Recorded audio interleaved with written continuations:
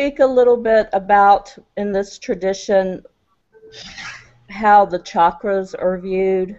There's so much that I'm reading, and it's very conflicting, and of course then there's the whole New Age view of a chakra and its purpose. Yeah, so the easiest way to understand chakras is if you've ever seen one of those science fiction movies where there's some sort of membrane and people are like going in and out of it from one dimension to another. You ever seen something like that? Yes. Yeah.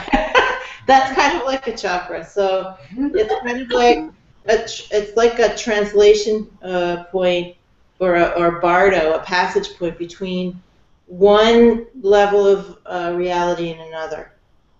So your body and your mind and your energy is a kind of gross manifestation. Not ooey, but just like, it's from subtle to gross, right? And then if you also have more subtle expressions, and you are actually coming out of your chakras from a more subtle, refined layer of reality. It's a little hard to talk about in brief, but you can think of them as kind of translation points or gateways in which things are coming in and out of more refined and more gross manifestation, where wisdom is being translated into this physical experience. Okay. What's that famous science fiction series with the gateway where they're always, They don't really have anything to do with psychology. Sorry, what? So they really don't have anything to do with psychology.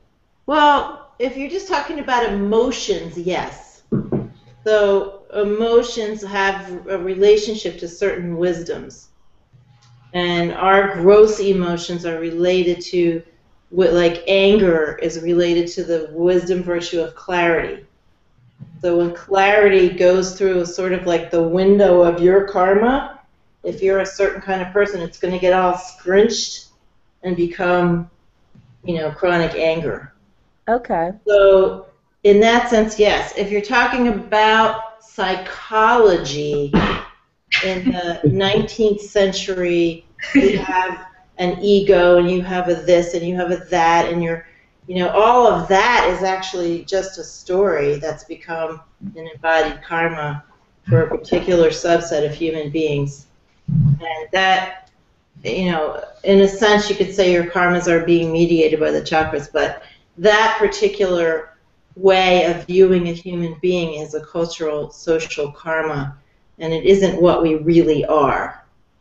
Right. So I'm not exactly sure what you were asking about with the word psychology, but that kind of covers it all. Right, right.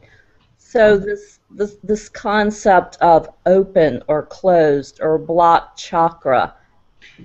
There's no such thing as a closed chakra, because then that, you'd be missing some giant hunk of your manifestation.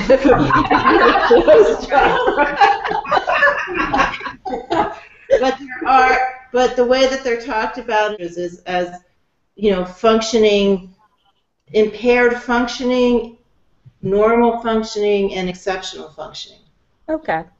Impaired functioning means that you have limitation. You have more limitation. So, for instance, a person who is, let's just stick with the anger thing because it's easy to understand. A person who has chronic anger problems has limitations. They see the world in a limited way. Why are we always angry at something? Because we have some story, some projection about reality. Everyone's always out to get us, or something like that, right? Everyone's always doing things to annoy us, right? We have reasons to be angry. And the fact of the matter is everyone's just going about being themselves, and nobody's really doing anything to annoy us. We're just annoyed. But that's,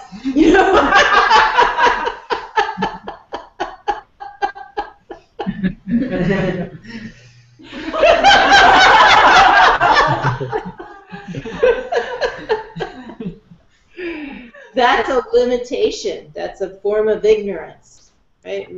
Our vision is narrowed. It's like we're wearing anger blinders. And so that's like a low functioning aspect, you could say, of the way that wisdom is being translated into whatever this is, this particular unique patterning. On the other hand, we might be someone who has tremendous clarity, who is able to see things very precisely. And that's a higher functioning of that chakra, whatever is mediating that. So that's how it gets talked about, not open or shut. Okay. So the practices within our sadhana is what can, a word you just used. It subtleizes our experience. So when we do a lot of spiritual practice or sadhana, our senses begin to open and our senses begin to become more subtle. So we begin to be able to feel, hear, sense, see things that in a much more subtle way, and things that we couldn't even sense before. So last night I was fiddling around with some practice, and I started looking at my hand, and I just saw light streaming very vividly. And 10 years ago I couldn't have seen that. Right? So that's a aspect of senses becoming more subtle and open. And then eventually we sense everything. That's enlightenment.